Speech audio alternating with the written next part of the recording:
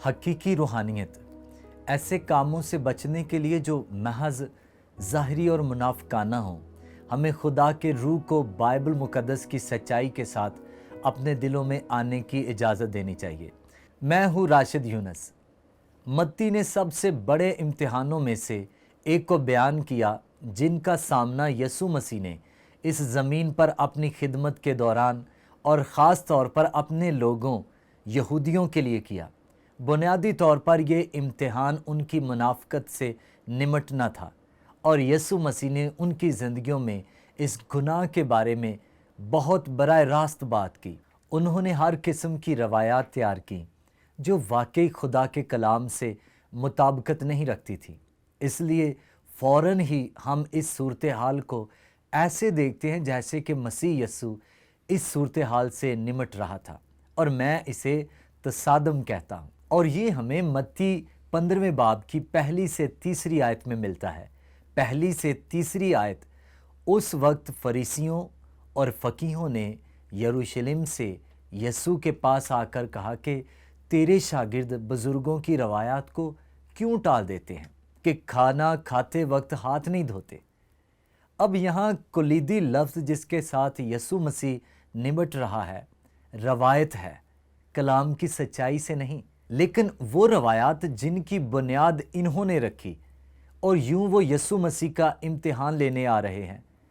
اور پھر یہاں ان کی روایت ہے کہ کھانا کھاتے وقت ہاتھ نہیں دھوتے۔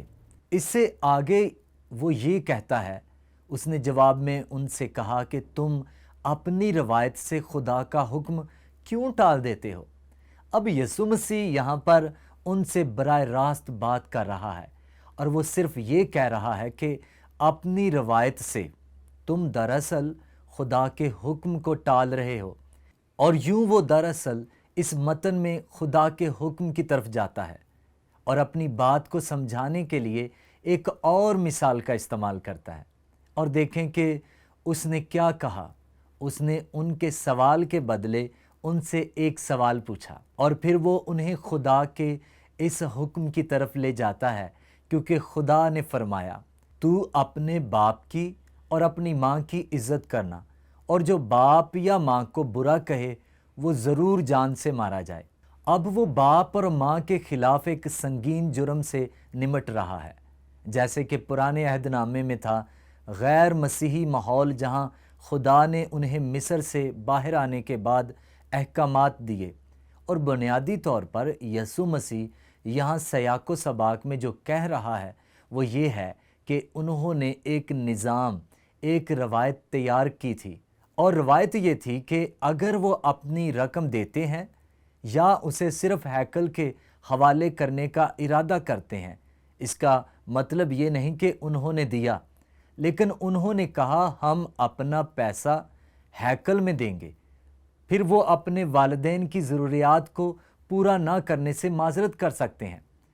ان کے والدین کی حقیقی ضروریات، اب اس میں بہت خوفناک منافقت ہے، اور یسوع مسیح صرف یہ کہہ رہا ہے، تم اپنی روایات سے خدا کے حکم کی خلاف ورزی کیوں کرتے ہو؟ اور بلا شبہ وہ ان میں سے بہت سی روایات بنا چکے تھے۔ یہ دلچسپ ہے کہ یسوع مسیح نے ان الفاظ کے ساتھ یسایہ کا حوالہ دیا جب اس نے کہا کہ یہ امت، اور اب وہ پرانے عہد نامے سے یسایہ کا حوالہ دے رہا ہے۔ یہ پیش گوئی کر رہا ہے کہ یہ مذہبی رہنما ہیں، وہ کیا کریں گے؟ یہ امت زبان سے تو میری عزت کرتی ہے، مگر ان کا دل مجھ سے دور ہے، اور یہ بے فائدہ میری پرستش کرتے ہیں، کیونکہ انسانی احکام کی تعلیم دیتے ہیں۔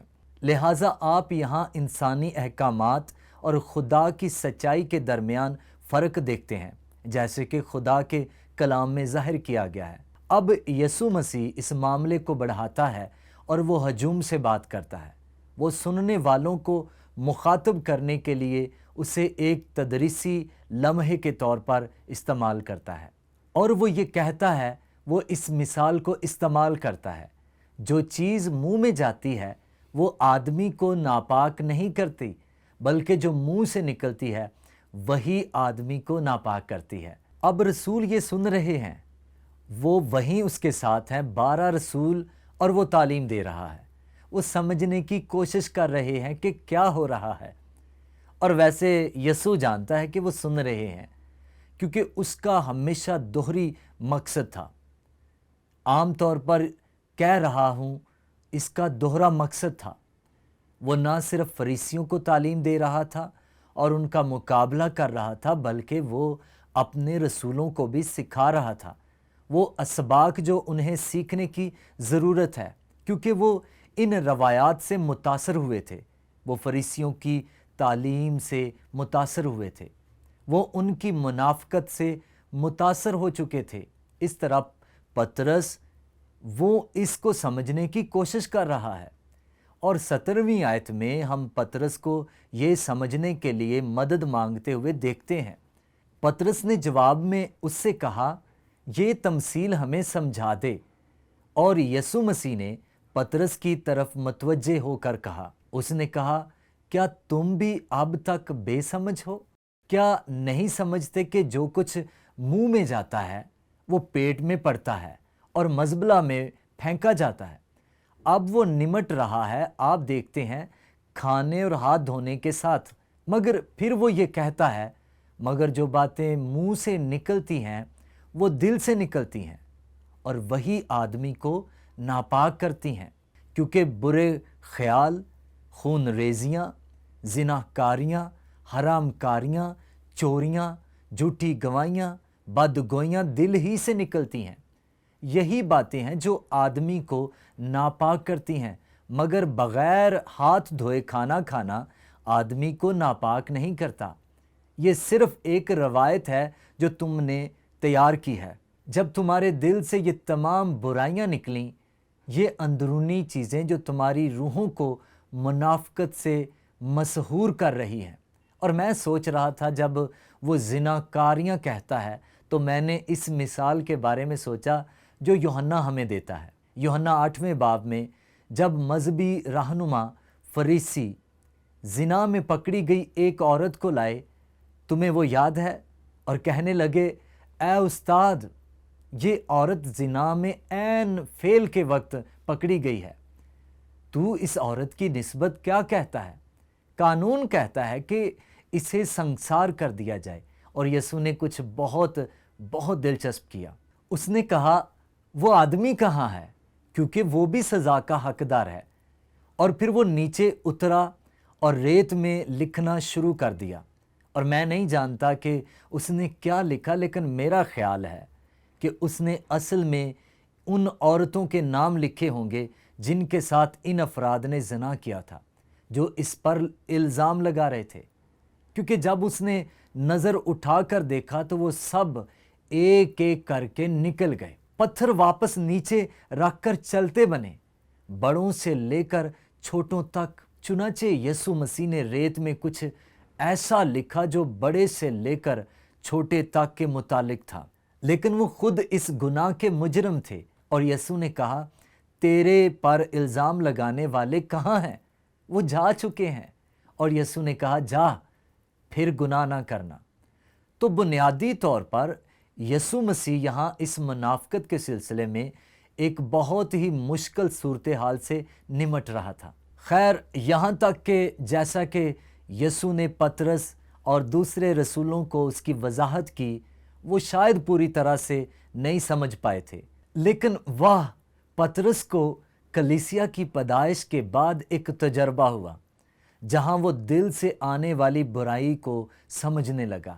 جب اسے اس صورتحال کا سامنا کرنا پڑا جس میں حنانیہ اور سفیرہ شامل تھے، جنہوں نے خدا کے روح القدس کے الہام کی پوری روشنی میں روح القدس سے جھوٹ بولا کہ وہ اپنے مادی املاک کے ساتھ کیا کر رہے تھے۔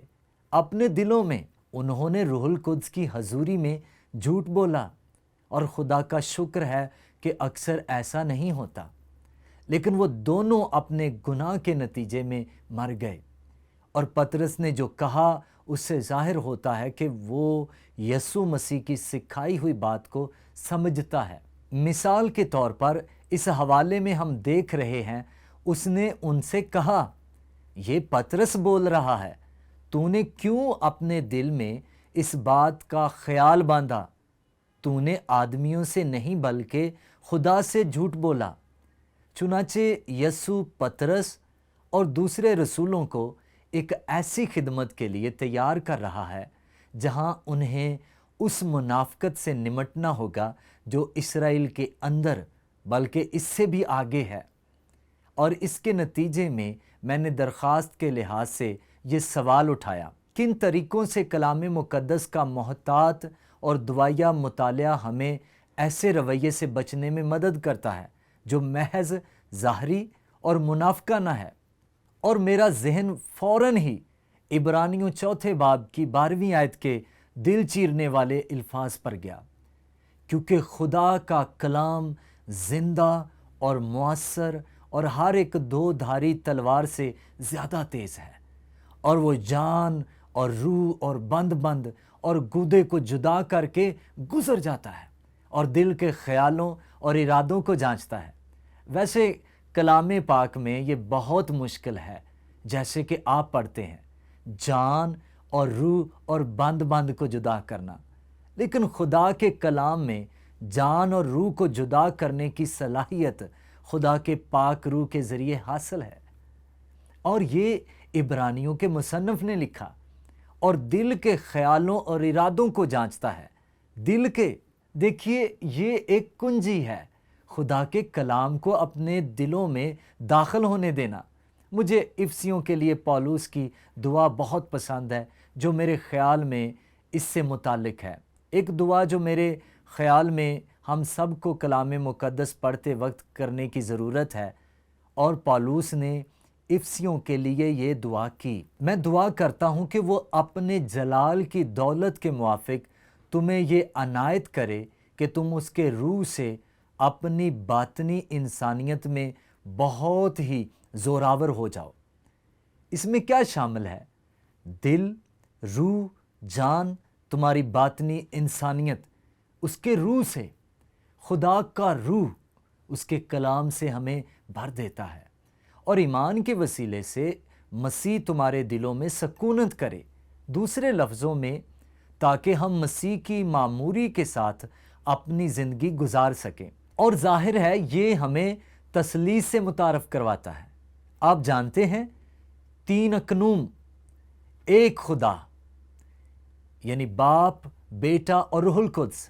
تو یہ اصول حقیقی روحانیت بہت اہم ہے۔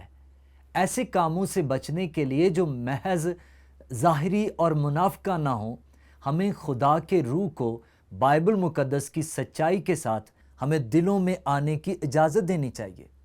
میں نے اس اقتباس کو دیکھا جو میرے خیال میں اس اصول سے متعلق تھا۔ اقتباس میں لکھا ہے، کسی کے کردار کو تبدیل کرنے کے لیے آپ کو اس کی مرکزی جگہ دل سے شروع کرنا ہوگا، اور ہم جانتے ہیں کہ یہ تبدیلی کے ذریعے ہو سکتا ہے۔ خدا ہمارے دلوں کو بدل سکتا ہے، اور پھر جیسا کہ ہم خدا کے کلام کے مطابق مسیحی زندگی گزارتے ہیں، خدا ہمارے دلوں کو بدل سکتا ہے۔ میرا ایک دوست ہے جو ابھی حال ہی میں غیر قومی طرز زندگی سے ایماندار ہوا ہے، اور وہ عورت جس کے ساتھ وہ رہتا تھا جو اب ایک ایماندار ہے، یہ دونوں اکٹھے ہیں اور شادی شدہ ہیں۔ لیکن اس نے کہا، آپ جانتے ہیں، جیسے کہ میں نے اپنے شوہر کو پہلی بار دیکھا تھا اور وہ لائف اسینشل بائبل اسٹڈی کا استعمال کر رہا تھا، جو میرے لیے واقعی ایک سنسنی خیز بات تھی۔ اس نے کہا، میں نے اسے صبح کے وقت پڑھتے ہوئے دیکھا، اور میں نے نظر دوڑائی تو میں نے دیکھا کہ اس کی آنکھوں سے آنسو نکل رہے تھے۔